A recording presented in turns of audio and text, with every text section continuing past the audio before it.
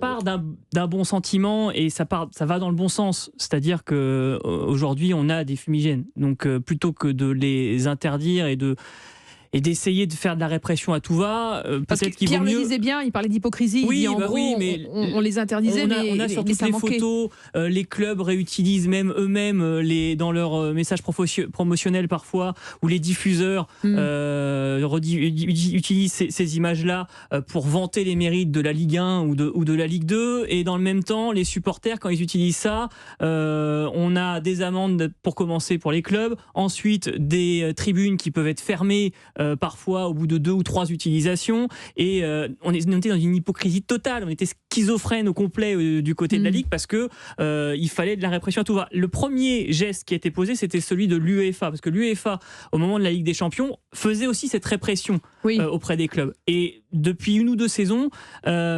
l'utilisation d'engins pyrotechniques n'amène plus que des amendes et plus de fermeture de tribunes, parce que eux, ils ont compris que ça n'avait pas d'intérêt aussi, au-delà du sportif, mais en termes d'image, de fermer les tribunes. C'est contre-productif. Et c'est une sanction globale pour quelques personnes qui font en plus vivre ces tribunes-là. Le but aussi du foot, quand nous on le regarde à la télévision par exemple, ou quand on est au stade, c'est de regarder le match avec de l'ambiance. Quand on va assister à un match, quand c'est en huis clos, c'est horrible. C'est horrible. Affreux, donc, pour moi, ça va dans le bon sens. Mais c'est vrai que ce qu'a dit Pierre Barthélémy, qui est très important aussi, c'est qu'il y a une reprise des discussions depuis quelques mois avec les préfectures et des préfets qui de plus en plus jouent le jeu, ce qui n'était pas forcément le cas, notamment avant le Covid. Il y a deux il me regarde, Luc, parce qu'on en a parlé, mais si on prend sportivement, l'aspect sportif, je vous dis non.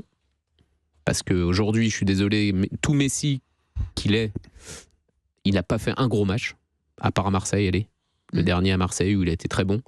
Mais sinon, trouvez-moi un gros match de Lionel Messi réussi depuis qu'il est au PSG. Un gros match. Un gros match. De Ligue des Champions. De Ligue des Champions, par exemple. Ou un gros choc. Contre City. C'était un grand Messi. L'an passé, il avait mis un beau but. Après, est-ce que c'était un grand Messi? Non. Bon, non, c'était pas un gros. Enfin, moi, je trouve qu'il est décevant, Messi. Ah oui, d'accord. Pour battre Angers, pour battre Strasbourg, pour battre. Oui, il est là. Mais aujourd'hui, sportivement, moi je trouve que dès qu'il a des joueurs sur lui, Messi, il fait moins la différence aujourd'hui. Parce que quoi, il est plus vieux, trop vieux, il est moins rapide, et puis il est dans un championnat, la Ligue 1. Je suis désolé qu'il y a un championnat très difficile où les joueurs mettent des taquets et que Messi, il n'a pas l'habitude de ça.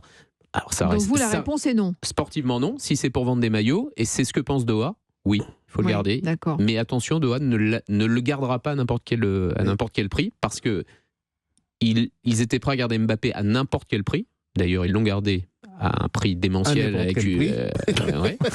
Non, mais ils étaient prêts à mettre n'importe quoi pour Kylian Mbappé, qu'on peut comprendre parce que c'est le meilleur joueur du monde. Mais ils ne feront pas. Mais Messi, est-ce qu'il est encore courtisé aujourd'hui, à part aller jouer dans des championnats lointains qui sont des retraites dorées? Arabie Saoudite et MLS. Voilà. Le Barça aimerait bien le récupérer. Le Barça aimerait bien le récupérer. Vraiment? Mais Ravière, à quel tarif?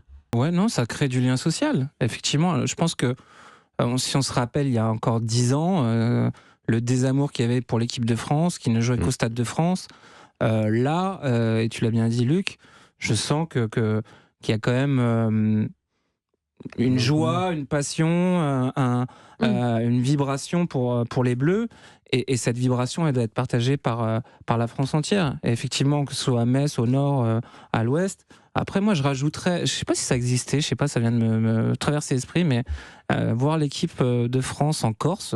Il y a quand même une contrainte, je vous la donne, c'est qu'il faut minimum 25 000 places. Il faut que le terrain fasse au moins 105 par 68, 105 mètres par 68 mètres. Mais voilà, l'équipe de France, c'est l'équipe de la France. Donc l'équipe de la France. Et en fait, il y a 2 modèles. Il y a le modèle anglais où on ne joue qu'à Wembley. Où il y a le modèle italien, espagnol, latin, où les sélections se déplacent dans les petits stades. Et je sais qu'en Espagne et en Italie, ils aiment, notamment pour les grandes affiches qui comptent pour les éliminatoires, aller jouer dans des petits stades où type Badajoz, Mérida, etc. Vous ne les connaissez pas, et ils le font exprès parce que c'est plus difficile pour l'adversaire avec les liaisons aériennes. Et comme les gens ne voient jamais leur sélection ou les voient pas tous les jours, et ben ils sont beaucoup plus chauds, l'ambiance est beaucoup plus impressionnante pour les Espagnols et donc pour leurs adversaires. Venir jouer à Angers alors.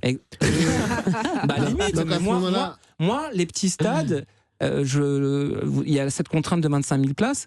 Très bien, mais il ne faut pas qu'il y ait de désert footballistique en fait. Les Bleus, encore une fois, appartiennent à tout le monde et tout le monde a le droit de les voir. C'est peut-être l'occasion, je pense que ce serait rabibocher ce lien avec le supporter lambda. Quoi, la France d'en bas, quoi. Mais pas la France d'en bas. Non, je plaisante. Il n'y a que la France d'en haut sur Europe 1.